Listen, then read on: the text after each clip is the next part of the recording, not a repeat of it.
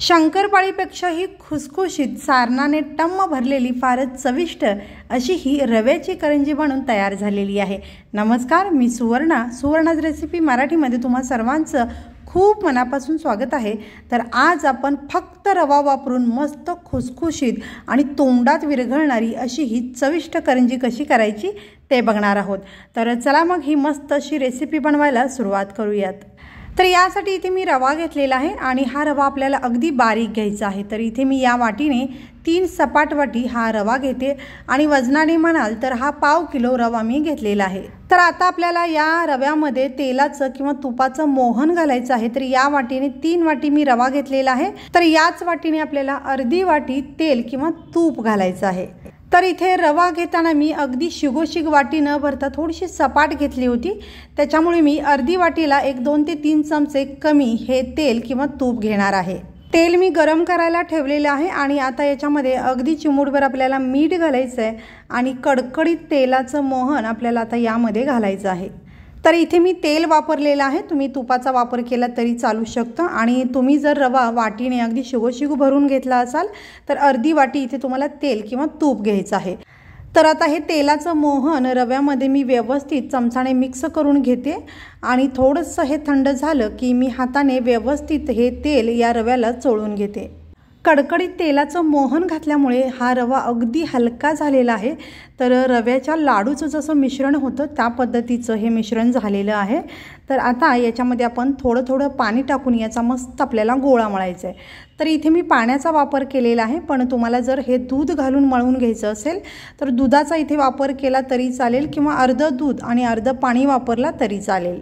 पाणी थोडं थोडं टाकतच आपल्याला याचा गोळा मळायचा आहे आणि या रव्याचा गोळा अगदी पटकन बनतो। तर इथे हा गोळा मी बनवलेला आहे आणि आता हा गोळा आपल्याला 1 मिनिटभर छान असा मळून घ्यायचा आहे। मळून घेतल्यामुळे हा रव्याचा गोळा अगदी मऊसूद असा तयार होतो। तर इथे तुम्ही बघू शकता अगदी मऊसूद आणि लोण्यासारखा हा गोळा बनून तयार झालेला आहे। तर आता हा रवा आपल्याला साधारण अर्ध्या तासासाठी भिजत ठेवायचा आहे। तर त्यापेक्षा जास्त वेळ ठेवला तरी चालू शकतं। याच्यावरती झाकण लावून मी हा आता बाजूला ठेवते आणि तोपर्यंत आपण सारण बनवूयात। सारण बनवण्यासाठी इथे मी कढईमध्ये चमचाभर तूप घातलेलं आहे आणि सगळ्यात आधी इथे मी रवा भाजून घेते। तर इथे मी जास्त प्रमाणात हे सारण बनवत आहे आणि या सारणातीलच थोडंसं सारण मी या रव्याच्या करंजीसाठी वापरणार आहे। पण तुम्हाला जर इथे पाव किलो रव्याच्या करंजीला पुरेल इतकंच सारण बनवायचं असेल तर इथे तुम्ही अर्धी वाटी रवा, 1.5 वाटी सुकं खोबरं खिसलेलं आणि 1.5 वाटी साखर वापरून हे सारण बनवू शकताय। तर इथे तुपावरती हा रवा छान खमंग असा मी भाजून घेतलेला आहे, हा काढून घेते आणि याच कढईमध्ये पुन्हा चमचाभर तूप घातलेलं आहे आणि घेतलेले काजू बदामाचे काप मी याच्यामध्ये हलकेसे परतून घेते। काजू बदाम हलकेसे परतून घेतल्यानंतर याच्यामध्ये तीळ आणि खसखस सुद्धा हलकीशी परतून घेते। सगळे जिन्नस आपल्याला इथे बारीक गॅसवरतीच परतून घ्यायचे आहेत आणि आता याच्यामध्ये मी खिसलेलं सुकं खोबरं घालते आणि हे सुद्धा अगदी 2 मिनिट आपल्याला परतून घ्यायचं आहे। तर हे खोबरं सुद्धा छान भाजलेलं आहे। गॅस बंद करते आणि सगळे जिन्नस आपल्याला पूर्णपणे थंड करून घ्यायचे आहेत। तर इथे खोबरं, रवा छान थंड झालेला आहे आणि हे सगळं आता आपल्याला एकत्र करायचं आहे आणि आता आपण यामध्ये पिठी साखर घालणार आहोत।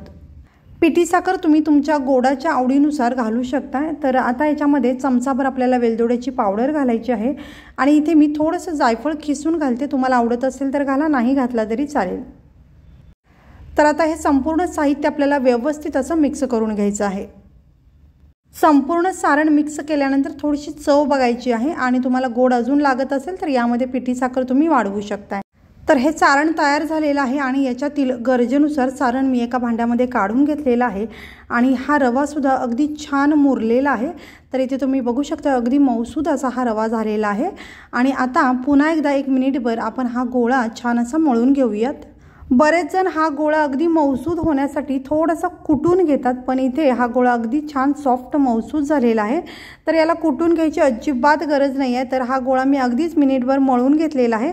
तर अगदी मऊसूद असा हा गोळा झालेला आहे आणि आता याच्यातील छोटे छोटे आपण गोळे बनवून घेऊयात। तर हा गोळा तुम्ही तुमच्या आवडीप्रमाणे छोटा मोठा बनवू शकता। तुम्हाला करंजी केवढी लहान किंवा मोठी बनवायची आहे त्याच्यानुसार तुम्ही याचे गोळे बनवू शकताय। तर आता आपण याची पारी लाटून बघूयात।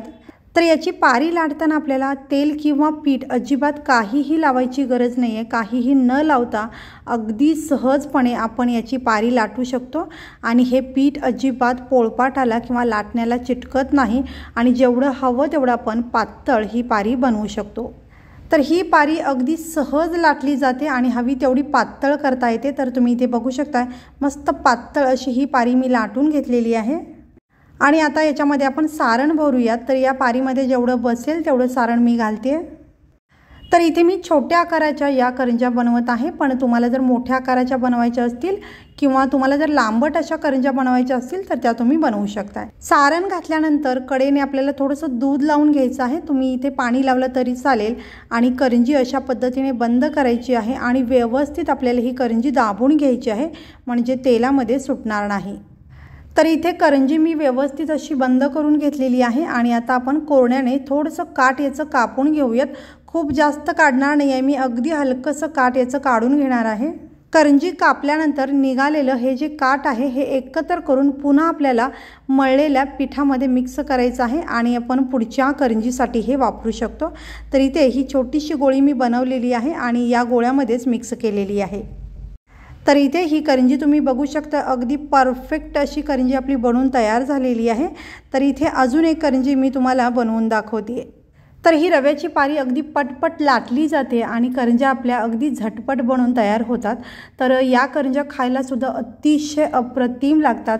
तुम्ही जर कधी रव्याची करंजी केला नसाल तर एकदा जरूर करून पहा, पुन्हा कधीही मैद्याची करंजी करणार नाही। इतकी अप्रतिम, फारच चविष्ट, मस्त खुसखुशीत अशी ही करंजी बनवून तयार होते। तर इथे मी आणखीन एक करंजी करून दाखवलेली आहे आणि याच पद्धतीने मी राहिलेल्या करंज्या बनवणार आहे। तर इथे मी काही करंज्या बनवून घेतलेल्या आहेत आणि आता आपण या तळून बघूयात। तर इथे कढईमध्ये तेल मी तापण्यासाठी ठेवलं होतं। तेल छान तापल्यानंतर गॅस थोडासा कमी केलेला आहे आणि आता या तेलामध्ये जेवढ्या बसतील तेवढ्या करंज्या मी या तेलामध्ये सोडणार आहे।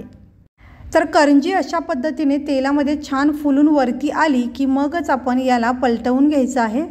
करंजी तेलामध्ये सोडताना गॅस मध्यमपेक्षा थोडासा मोठा केला तरी चालू शकतं, पण त्यानंतर आपल्याला गॅस थोडासा कमी करायचा आहे किंवा मध्यम करायचा आहे आणि सगळ्या करंज्या आपल्याला मध्यम गॅसवरतीच तळून घ्यायच्या आहेत। तर इथे एक बाजू छान तळल्यानंतर मी दुसरी बाजू पलटवून घेतलेली आहे आणि दोन्ही बाजूनी आपल्याला करंजी छान रंगावरती तळून घ्यायची आहे। तर इथे ही करंजी छान अशी तळून झालेली आहे, पण मला अजून थोडासा लालसर रंग हवा आहे। तर ही करंजी मी अजून थोडीशी तळून घेणार आहे, पण तुम्हाला जर या रंगावरती ही करंजी काढायची असेल तर तुम्ही काढू शकताय। हलक्याशा लालसर रंगावरती तळलेली करंजी मस्त खमंग लागते। अगदी महिनाभर जरी तुम्ही करंजी ठेवलात तरी त्याची चव बदलत नाही, मस्त खमंग अशी ही करंजी राहते। पण बरेच जण अगदी पांढऱ्या रंगावरती ही करंजी तळतात। अशी करंजी सुरुवातीला थोडी बरी लागते, पण काही दिवस ठेवल्यानंतर ती करंजी कच्ची लागते किंवा पिठाचा कच्चा स्वाद त्या करंजीमध्ये लागतो। त्यामुळे अशा हलक्याशा लालसर रंगावरती ही आम्ही करंज्या तळून काढते। तर इथे सगळ्या करंज्या तेलामध्ये सोडल्याबरोबर मस्त अशा टम्म फुगत आहेत। याच पद्धतीने राहिलेल्या सगळ्या करंज्या मी बनवून घेते। तर इथे तुम्ही बघू शकता करंजीला अतिशय सुंदर असा रंग आलेला आहे आणि या रंगावरती सगळ्या करंज्या मी तळून घेते। तर इथे सगळ्या करंज्या छान तळून झालेल्या आहेत आणि इथे तुम्ही बघू शकता अगदी परफेक्ट अशा या करंज्या बनून तयार झालेल्या आहेत। तर इथे ही रव्याची करंजी मी तुम्हाला थोडीशी जवळून दाखवते, तर तुम्ही बघितलात तर तुमच्या लक्षात येईल अगदी खुसखुशीत अशी ही करंजी बनून तयार झालेली आहे। तर या करंजीला रंगसुद्धा अतिशय सुंदर आलेला आहे। तर नेहमी मी याच रंगावरती करंज्या तळून घेते। तर तुम्हीसुद्धा अगदी हलक्याशा लालसर रंगावरती करंज्या जरूर तळून बघा, अगदी खमंग अशा लागतात। तर अगदी परफेक्ट अशी ही रव्याची करंजी आपली बनवून तयार झालेली आहे। तर इथे मी एक करंजी तुम्हाला तोडून दाखवते। तर अगदी खुसखुशीत तोंडात विरघळणारी अशी ही करंजी बनवून तयार होते। शंकरपाळीपेक्षा सुद्धा अगदी खुसखुशीत या रव्याच्या करंज्या बनवून तयार होतात। तर या पद्धतीने तुम्ही सुद्धा अगदी परफेक्ट अशा रव्याच्या करंज्या जरूर करून पहा आणि तुम्हाला जर हा व्हिडिओ आवडला असेल तर व्हिडिओला लाईक, शेअर आणि चॅनलला सबस्क्राईब जरूर करा। हा व्हिडिओ पाहिल्याबद्दल खूप धन्यवाद।